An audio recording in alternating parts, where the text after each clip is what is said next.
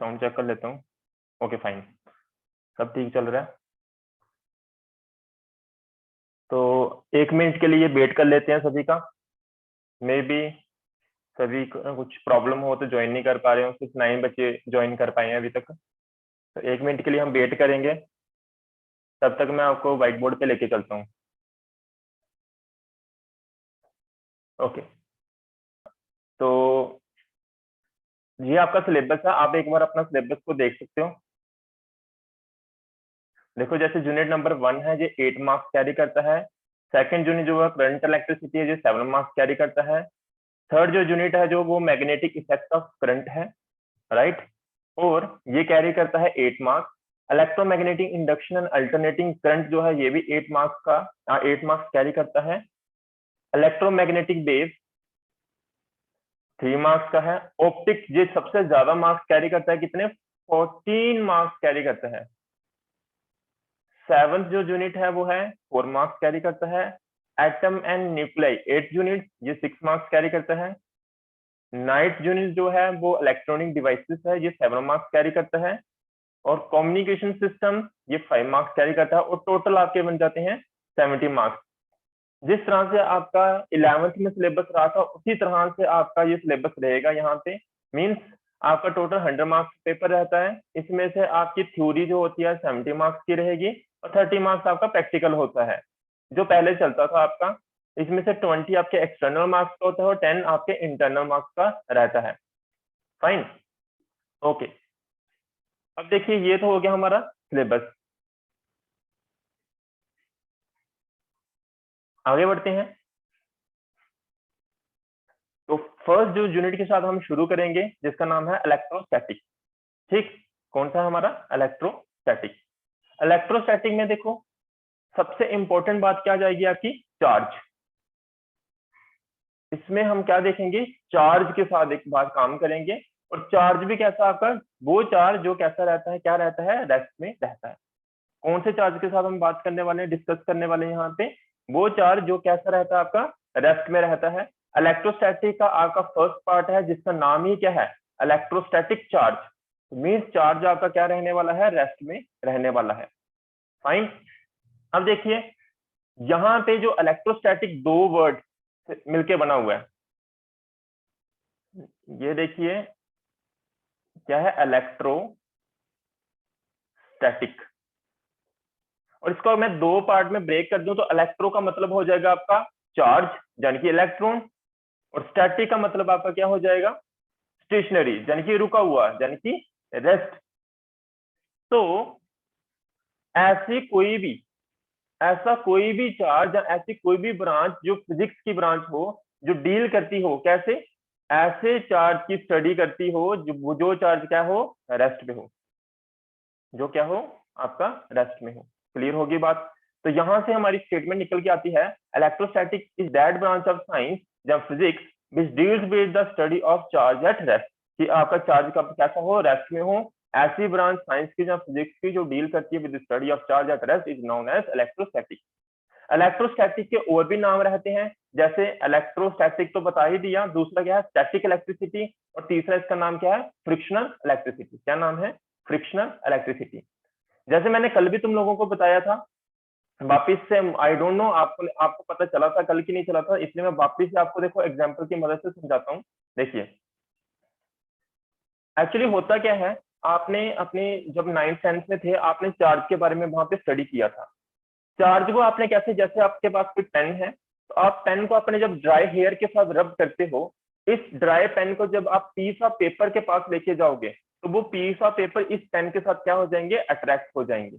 बात समझ आई। तो हुआ क्या, मैंने अपने हेयर के साथ इस पेन को क्या किया, रब किया। जब हेयर के साथ इस पेन को मैं रब करता हूं तो एक्चुअली क्या होता है, इस पेन के ऊपर पहले जब मैंने रब नहीं किया तो इसके ऊपर चार्ज नहीं था। जैसे ही मैंने इसको अपने हेयर्स के साथ रब किया तो मेरे हेयर्स और इसके दोनों के बीच में क्या पैदा हुआ, फ्रिक्शन पैदा हुआ। दो कोई भी बॉडीज जब एक दूसरे के ऊपर स्लाइड करती हैं, एक दूसरे के कॉन्टेक्ट में आके स्लाइड करती हैं, तो उन दोनों के बीच में क्या आता है, आपका फ्रिक्शन देखने को हमें मिलता है। तो ये जो चार्ज बना, ये चार्ज किसकी वजह से बना, फ्रिक्शन की वजह से बना, इसलिए हमने नाम दे दिया फ्रिक्शनल इलेक्ट्रिसिटी। इलेक्ट्रोस्टैटिक आपको पता चल गया, वैसा चार्ज जो कैसा रहता है आपका, रेस्ट में रहता है। चलिए व्हाइट बोर्ड की तरफ चलते हैं। ओके, अब देखिए एक और इंपॉर्टेंट बात यहाँ पे देखिए, तो यहाँ पे हमारे पास क्या हो गया, चार्ज हमारा कैसा है, रेस्ट में है, यानी कि फ्रिक्शनल इलेक्ट्रिसिटी, इसलिए इसको हमें नाम दे दिया क्योंकि फ्रिक्शन के कारण आपका क्या बना, चार्ज बना। अब इंपॉर्टेंट बात, इलेक्ट्रिसिटी कहां से नाम लिया गया है, the name electricity is taken from electron, ठीक है, ये ELECTRON, इस वर्ड से इलेक्ट्रिसिटी वर्ड को लिया गया है। समझ गए बात को। और स्टैटिक वर्ड आपको पता ही है, रुका हुआ, तो मीन्स कौन सी इलेक्ट्रिसिटी, ये किसके कारण इलेक्ट्रिसिटी आपकी बनी है, ये इलेक्ट्रिसिटी बनी है आपकी स्टेशनरी चार्ज, वैसा चार्ज जो कैसा रहता है आपका, रेस्ट में रहता है। क्लियर बात, आगे चलते हैं। देखिए किसी को अगर कुछ डाउट होगी तो अपना हैंड रेज कर सकता है वो स्टूडेंट, ठीक, फाइन। अब यहाँ पे बात आती है चार्ज की। अब देखो चार्ज को समझाने से पहले आपने पहले भी ये बात पढ़ी होगी, अगर नहीं पढ़ी है तो मैं आपको बता देता हूँ। देखिए अगर आपका ये नेगेटिव चार्ज है और ये भी नेगेटिव चार्ज है, अगर ये दोनों पास पड़े होंगे तो ये एक दूसरे को हमेशा क्या करेंगे, रिपेल करेंगे। नेगेटिव चार्ज, दो लाइक चार्ज हमेशा एक दूसरे को क्या करते हैं, रिपेल करते हैं। ये इस तरफ भागेगा और ये इस तरफ। अगर ये नेगेटिव चार्ज है और ये कौन सा चार्ज है आपका, पॉजिटिव चार्ज है, तो अनलाइक चार्ज हमेशा एक दूसरे को क्या करते हैं, अट्रैक्ट करते हैं। तो ये वाला चार्ज इस तरफ और ये वाला चार्ज इस तरफ जाएगा, तो मीन्स इन्होंने क्या किया, अट्रैक्ट किया। ऐसे ही अगर यहाँ पे एक पॉजिटिव चार्ज है और यहाँ पे भी एक पॉजिटिव चार्ज है, ये दोनों एक दूसरे को क्या करेंगे, रिपेल करेंगे, क्योंकि लाइक चार्ज एक दूसरे को क्या करते हैं, रिपेल करते हैं, और अनलाइक चार्ज क्या करते हैं, अट्रैक्ट करते हैं। इस बार इधर वाला कौन सा है, पॉजिटिव, और इधर वाला कौन सा है, नेगेटिव। तो ये इस तरफ जाएगा और ये इस तरफ जाएगा, यानी कि दोनों क्या करेंगे, एक दूसरे को अट्रैक्ट करेंगे। तो क्या करेंगे, अट्रैक्ट करेंगे। ये अट्रैक्शन और रिपल्शन हो क्या रही है, इस चार्ज ने इस चार्ज को इस तरफ क्या लगाई, फोर्स लगाई। सेम कहानी, इस चार्ज ने, देखो हुआ क्या, मैं एक बार वापस बताता हूं, ये नेगेटिव चार्ज ने इस पॉजिटिव चार्ज को अपनी तरफ इस तरफ फोर्स लगाई, और अब ये वाले चार्ज ने इस वाले चार्ज को इस तरफ फोर्स लगाई। तो इस कारण ये चार्ज इस तरफ चलने लगा और ये चार्ज इस तरफ चलने लगा। तो अल्टीमेटली हो क्या रहा है, एक चार्ज दूसरे चार्ज के ऊपर क्या लगा रहा है, फोर्स लगा रहा है, और इस फोर्स को हम बोलते हैं इलेक्ट्रोस्टैटिक फोर्स। कौन सी फोर्स, इलेक्ट्रोस्टैटिक फोर्स। और ये अट्रैक्शन और रिपल्शन किसकी वजह से हो रही है, अट्रैक्शन और रिपल्शन होती है हमारी फोर्स के कारण। कौन सी फोर्स के कारण, आपकी इलेक्ट्रोस्टैटिक फोर्स के कारण। क्लियर हुई बात। अब कहते हैं कि चार्ज है क्या चीज, तो इलेक्ट्रिक चार्ज क्या है, एक प्रॉपर्टी है। ये क्या है आपकी, इंट्रिंसिक। अगर मैं इसको और सही वर्ड्स में बोलूं तो ये कौन सी प्रॉपर्टी आपकी, इंट्रिंसिक प्रॉपर्टी। अब इंट्रिंसिक का क्या मतलब हो गया, उसके अंदर की है ना, उसकी अपनी प्रॉपर्टी है वो इंट्रिंसिक। एक होती है एक्सट्रिंसिक, कोई भी स्क्रीन के ऊपर मार्क नहीं करेगा, एनोटेशन कोई भी नहीं करेगा स्क्रीन के ऊपर, अदरवाइज अगर गलती से हो गया वो तो चलेगा, लेकिन एनोटेशन मैंने यहाँ से ऑन रखी हुई है ताकि किसी को डाउट आए तो वो मार्क करके मुझे पूछ सके, इसलिए नहीं कि क्लास को डिस्टर्ब करना है। फाइन, तो मुझे नाम पता चल जाता है कौन एनोटेट कर रहा है स्क्रीन पे, तो उसको मैं ब्लॉक कर दूंगा। फिर वो कभी भी अगर उसको क्वेश्चन भी पूछना हुआ फिर वो कभी नहीं पूछ पाएगा। तो ध्यान रखना। आगे से आगे चलते हैं। तो इलेक्ट्रिक चार्ज के बारे में मैं क्या बता रहा था, इलेक्ट्रिक चार्ज क्या है, ये प्रॉपर्टी है। किसकी प्रॉपर्टी, अभी सब एटॉमिक पार्टिकल्स की। अब ये सब एटॉमिक पार्टिकल्स क्या है, आपने ये पढ़ा होगा है ना, 11th क्लास में पढ़ के आए हो। एक आपका मॉलिक्यूल होता है, ये मॉलिक्यूल किसकी वजह से बनता है, बहुत सारे एटम्स एक दूसरे के साथ जुड़ के क्या बनाते हैं, आपका एलिमेंट बनाते हैं। एलिमेंट एक दूसरे के साथ जुड़ के क्या बनाते हैं, एक मॉलिक्यूल बनाते हैं। तो एटम भी आपका छोटे छोटे पार्टिकल्स का बना हुआ है।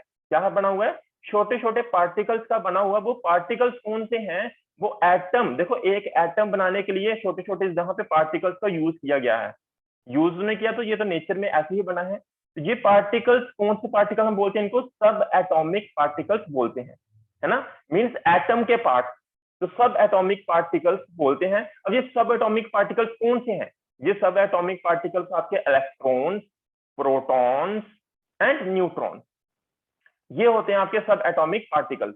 मींस एटम के फर्दर जो पार्टिकल्स हैं उनको हम क्या बोल रहे हैं, सब एटॉमिक पार्टिकल्स। बात क्लियर हुई। अब यहाँ पे अब देखो इलेक्ट्रॉन, आपको पता होगा शायद, इलेक्ट्रॉन के ऊपर हमेशा चार्ज कैसा होता है, नेगेटिव, और प्रोटॉन के ऊपर चार्ज हमेशा कैसा होता है, पॉजिटिव। ये तो आपको पता ही होगा, 11th से पढ़ के आए होंगे आप, 10th में भी पढ़ा होगा आपने। तो इलेक्ट्रॉन के ऊपर चार्ज नेगेटिव, प्रोटॉन के ऊपर charge negative, and third is your neutron. Neutron के ऊपर चार्ज 0 होता है, इसके ऊपर कोई भी चार्ज नहीं होता है। तो यहाँ पे मैंने आपको बात बताई, इलेक्ट्रॉन के ऊपर नेगेटिव चार्ज, प्रोटॉन के ऊपर पॉजिटिव चार्ज, एंड न्यूट्रॉन कैसा होता है आपका, न्यूट्रल होता है। तो अब देखो इलेक्ट्रिक चार्ज प्रॉपर्टी है किसकी, सब एटॉमिक पार्टिकल। अब सब एटॉमिक पार्टिकल्स आपको समझ आ चुकी है क्या होते हैं, that causes it to experience a force when placed in electromagnetic field। अब होता क्या है, जब इन सब एटॉमिक पार्टिकल्स को हम इलेक्ट्रोमैग्नेटिक फील्ड में रखते हैं, कौन से फील्ड में, इलेक्ट्रोमैग्नेटिक, मीन जहां पे इलेक्ट्रिक फील्ड भी हो सकता है, मैग्नेटिक फील्ड भी हो सकता है, या दोनों हो सकते हैं।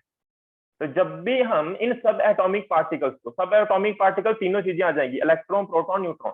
तो जब इन सब एटॉमिक पार्टिकल्स को हम इलेक्ट्रोमैग्नेटिक फील्ड में रखते हैं, तो ये क्या एक्सपीरियंस करते हैं, फोर्स एक्सपीरियंस करते हैं। अगर मैं और अच्छे से बताऊं कौन सी फोर्स, इलेक्ट्रोस्टैटिक फोर्स एक्सपीरियंस करते हैं। तो चार्ज के बारे में आपको क्या समझ आई, चार्ज इज एन, चार्ज क्या है, कि कोई भी सब एटॉमिक पार्टिकल की प्रॉपर्टी होती है that causes it to experience a force when placed in electromagnetic field। किसी को कोई डाउट है, हैंड रेज कर सकता है वो स्टूडेंट, अगर किसी को कोई डाउट है तो। मैं आगे चलता हूं, चार्ज के यूनिट क्या होते हैं, है ना, 11th में आपने यूनिट के बारे में पढ़ा होगा। तो चार्ज के यहाँ पे यूनिट है एसआई यूनिट। अगर मैं आपको बताऊं तो एसआई यूनिट होता है इसका कूलम, और सिंबल क्या होता है, कैपिटल सी। देखो जैसे आपका फोर्स का यूनिट आपको पता होगा, 11th में पढ़ा आपने, क्या होता है, न्यूटन, और सिंबल क्या होता है, कैपिटल एन लिखते हैं, और न्यूटन पूरा, अगर इसका नाम लिखना हो तो क्या लिखते हैं, NWETON। इसी तरह से अगर मुझे चार्ज का यूनिट लिखना हो तो क्या होता है, कूलम होता है, और इसको लिखना कैसे है, कैपिटल सी। इस बात को ध्यान में रखना। क्या यहाँ पे ऐसा कोई स्टूडेंट है जो मेरे क्वेश्चन का आंसर दे सके। यहाँ पे मेरा क्वेश्चन ये है कि यहाँ पे ऐसा यूनिट जो चार्ज का है उसको हम कूलम तो लिखते हैं, लेकिन इसका सिंबल कैपिटल लेटर लिख रहे हैं। लेकिन अगर आप ध्यान से देखो, यहाँ पे मैंने जो कूलम यहाँ पे लिखा हुआ है, इसको स्मॉल सी के साथ लिखा हुआ है। मीन जब पूरा नाम हमने यूनिट का लिखना होता है तो हम उसको स्मॉल लेटर्स के साथ लिखते हैं। ऐसा क्यों, सिंबल को यहाँ पे मैंने क्या रखा है, कैपिटल लेटर में। सिंबल को मैंने कैसे रखा है, कैपिटल लेटर में। जब मैंने कूलम पूरा नाम लिखा तो तब इसको मैंने स्मॉल लेटर में लिखा। क्या कभी किसी को इसका आंसर पता है, अगर आंसर पता है तो हैंड रेज कर देना, मैं देखना चाहता हूँ। अगर नहीं पता है तो आपके मीन्स 11th के कॉन्सेप्ट थोड़े वीक हैं, तो आपको यूनिट वाला चैप्टर अच्छे से पढ़ना पड़ेगा, ठीक है। आगे जाके मैं आपको क्लियर कर दूंगा, मैं पहले देखना चाहता हूँ किसी को इसका आंसर पता है कि नहीं पता है। नेक्स्ट चलती है सीजीएस यूनिट। सीजीएस यूनिट का क्या होता है, इसका स्टैट कूलम, और एक और यूनिट होता है इसका एक और नाम होता है जिसको हम बोलते हैं इलेक्ट्रोस्टैटिक यूनिट, और शॉर्ट में हम लिखते हैं इसको ESU। क्या लिखते हैं, ESU। ई का मतलब इलेक्ट्रोस्टैटिक यूनिट। तो एक ये बहुत इंपॉर्टेंट है, stat coulomb. SI unit is coulomb and CGS unit is stat coulomb. और बहुत इंपॉर्टेंट बात, कूलम और स्टैट कूलम के बीच में रिलेशन क्या होता है, एक coulomb, 1 coulomb is equal to 3 × 10⁻⁹ stat coulomb के बराबर होता है। ये बात आपको पता होनी चाहिए। डायमेंशनल फार्मूला, डायमेंशनल फार्मूला आपने 11th में पढ़े होंगे, किस तरह से इनको करना होता है, राइट।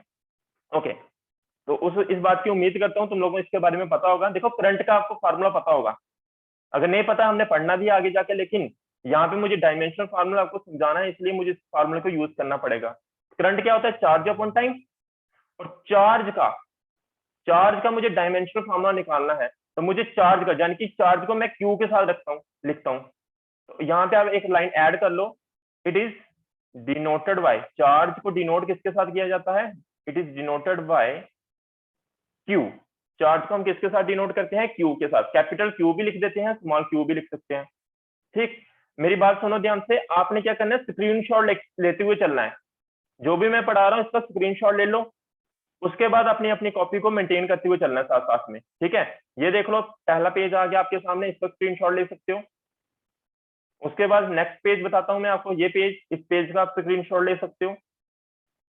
और थर्ड पेज आपका ये, इसका भी आप स्क्रीनशॉट ले सकते हैं। मैं आगे बढ़ता हूँ।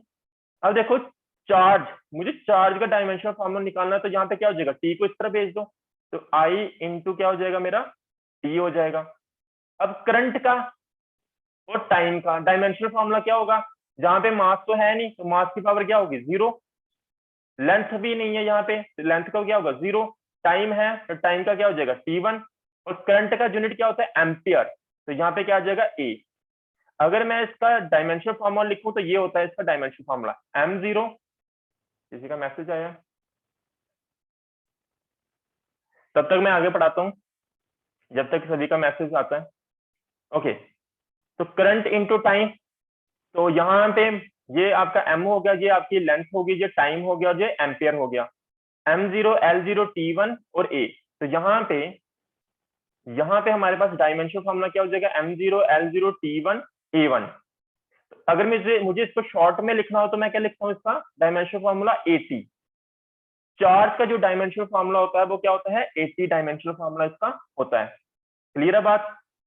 अनदर यूनिट एक और इसका यूनिट होता है जिसको हम बोलते हैं फ्रैंकलिन, और इसको अगर सिंबल लिखना हो तो कैपिटल एफ और स्मॉल आर, ये इसका यूनिट रहता है।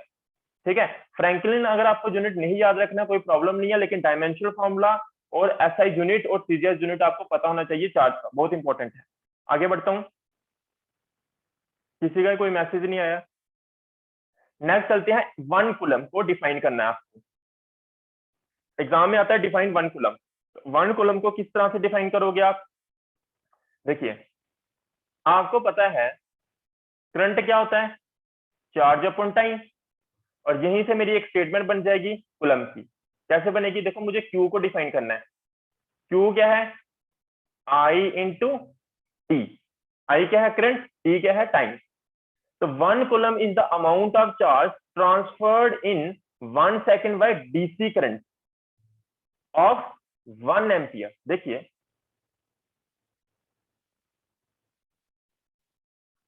देखो यहाँ पे मैंने कैसे इसको डिफाइन किया, मैंने मान लिया जो करंट है वो कितना है 1 एम्पियर, जो टाइम है वो कितना है 1 सेकेंड। तो यहाँ पे मुझे क्या मिल जाएगी वैल्यू, ध्यान से देखना, आई की वैल्यू मैंने कितनी मान ली 1 एम्पियर, टाइम कितना मान लिया मैंने 1 सेकेंड। तो क्यू की वैल्यू क्या हो जाएगी 1 इंटू 1। तो क्यू का यूनिट क्या होता है, चार्ज, सी होता है। तो क्यू कितना हो जाएगा आपका 1 कूलम हो जाएगा। ये क्यू की वैल्यू यानी कि चार्ज की वैल्यू 1 कूलम कब हुई, जब करंट मेरा जो है ये डायरेक्ट करंट होता है डीसी करंट, तो ये इसकी वैल्यू जब कितनी होगी 1 एम्पियर, कब हुई, जब टाइम कितना था आपका 1 सेकेंड। तो यहां से हमारी स्टेटमेंट बन रही है 1 coulomb is the amount of charge transferred इन, क्या है अमाउंट ऑफ चार्ज, 1 कूलम क्या होता है, अमाउंट ऑफ चार्ज होता है, is a amount of charge transferred इन। फिर से मैसेज आया किसी का, सर वॉइस क्लियर नहीं आ रही आपकी और स्क्रीन भी बीच बीच में फ्रीज हो रही है, कोई इशू है, चार्ज अपॉन टाइम है ना। तो यहां से अगर मुझे Q को डिफाइन, बिग कूलम किसका चार्ज है, कूलम किसका यूनिट है चार्ज का, तो यहाँ पे आई इंटू क्या हो जाएगा टी हो जाएगा। अगर मेरा करंट आई कितना हो जाता है 1 एम्पियर और टाइम कितना हो जाता है 1 सेकेंड, देयरफॉर Q कितना हो जाएगा 1 इंटू 1, क्योंकि करंट कितना है 1 एम्पियर और टाइम कितना है आपका 1 सेकेंड। तो यहां से Q की वैल्यू कितनी मिल जाएगी मुझे 1 कूलम मिल जाएगी। तो ये 1 कूलम क्या है, अमाउंट ऑफ चार्ज है जो कि ट्रांसफर किया गया किसके द्वारा, करंट के द्वारा। कौन सा करंट, डीसी करंट, कितने टाइम में 1 सेकेंड में, उसी को हम क्या बोलते हैं 1 कूलम बोलते हैं। तो 1 coulomb is the amount of charge transferred in 1 second by DC current of 1 ampere. अब नेक्स्ट टॉपिक आ जाता है हमारा टाइप्स ऑफ चार्जेस। चार्जेस कितने किस्म के होते हैं, there are 2 types of charges, एक होते हैं नेगेटिव चार्ज और दूसरा होता है आपका पॉजिटिव चार्ज। अभी तो साउंड वगैरह क्लियर आ रही है, मैं भी एक साथ साथ में देख रहा हूँ तो सब ठीक चल रहा है, कोई प्रॉब्लम नहीं आ रही अभी। तो 2 किस्म के चार्ज है, एक होता है नेगेटिव चार्ज और दूसरा होता है पॉजिटिव चार्ज। नेगेटिव चार्ज मैंने पहले ही बता दिया, कौन से सब एटॉमिक के कारण ये नेगेटिव चार्ज आता है, वो होता है आपका इलेक्ट्रॉन की वजह से। और पॉजिटिव चार्ज कौन से किसके कारण आता है, आपका प्रोटॉन की वजह से। तो 2 किस्म के charges, negative charge and positive charge. Negative charge किसके कारण आता है, आपका इलेक्ट्रॉन के कारण, और पॉजिटिव चार्ज किसके कारण आता है, आपका प्रोटॉन के कारण। अच्छा, चार्ज ऑन इलेक्ट्रॉन, अब देखो चाहे आपका इलेक्ट्रॉन है चाहे आपका प्रोटॉन है, इन दोनों के ऊपर जो चार्ज की वैल्यू होती है वो कितनी होती है 1.6 इंटू 10⁻⁻⁹ कूलम। बहुत इंपॉर्टेंट। तो कितना, मैंने क्या बोला, इलेक्ट्रॉन और प्रोटॉन का जो मैग्नीट्यूड होता है चार्ज का, एक इलेक्ट्रॉन के ऊपर कितना चार्ज होता है 1.6 इंटू 10⁻⁻19 कूलम, चाहे वो इलेक्ट्रॉन हो चाहे प्रोटॉन हो। पर दोनों में डिफरेंस क्या है, ये इंपॉर्टेंट बात है। मैंने पहले बता दिया इलेक्ट्रॉन के ऊपर चार्ज कैसा होता है नेगेटिव, और प्रोटॉन के ऊपर चार्ज कैसा होता है पॉजिटिव। और जहां पे थोड़ा छोटा सा एरर है इसको आपने करेक्ट कर लेना है नोट्स में। तो यहाँ पे चार्ज ऑन इलेक्ट्रॉन कितना आएगा, -1.6 इंटू 10⁻⁻19 होता है। और चार्ज ऑन प्रोटॉन क्या होता है आपका, पॉजिटिव 1.6 इंटू 10⁻⁻19। और चार्ज ऑन न्यूट्रॉन पहले ही बता दिया था मैंने आपको, कितना होता है, 0 होता है। अब इंपॉर्टेंट बात यहां से, ये मासेस भी आप देख सकते हो, इलेक्ट्रॉन का कितना मास होता है, प्रोटॉन का मास इतना होता है, और मास ऑफ न्यूट्रॉन इतना होता है। ये वैल्यूज आप देख सकते हो, ये मैंने यहाँ पे लिखी हुई है। नेक्स्ट, ठीक। अब यहाँ पे मैं वर्क वर्ड यूज कर रहा हूँ, वर्क। जितना ज्यादा इसके बीच में न्यूक्लियस और